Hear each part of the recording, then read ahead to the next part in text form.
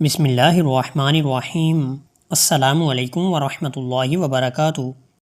دوستو، آج کی اس ویڈیو میں ہم آپ کے لیے حضرت سیدنا غوث اعظم رحمۃ اللہ تعالیٰ علیہ کی ایک ایسی کرامت لے کر آئے ہیں جو انسان کے دل کو نور سے بھر دیتی ہے اور اللہ کے دوستوں کی شان کو ظاہر کرتی ہے۔ ویڈیو آخر تک ضرور دیکھیں، انشاءاللہ دل مضبوط اور ایمان تازہ ہو جائے گا۔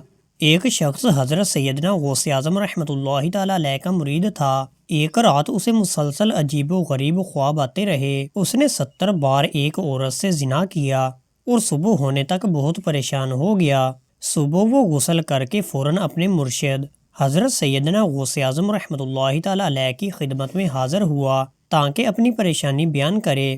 ابھی وہ کچھ کہنے ہی والا تھا کہ حضور غوث اعظم رحمۃ اللہ تعالیٰ علیہ نے خود ہی بات شروع کر دی۔ آپ رحمۃ اللہ تعالیٰ علیہ نے فرمایا، رات کے بارے میں گھبراؤ نہیں۔ میں نے لوح محفوظ پر نظر ڈالی تو وہاں لکھا تھا کہ تمہاری تقدیر میں 70 مختلف عورتوں کے ساتھ گناہ کرنا لکھا ہے۔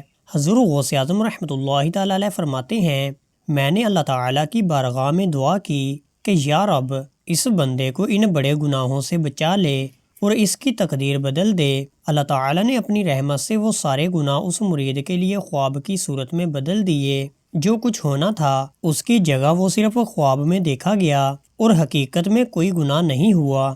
یہ ہے اللہ تعالیٰ کے مقرب بندوں کی شان۔ ان کے صدقے اللہ تعالیٰ اپنے بندوں پر آسانی فرما دیتا ہے۔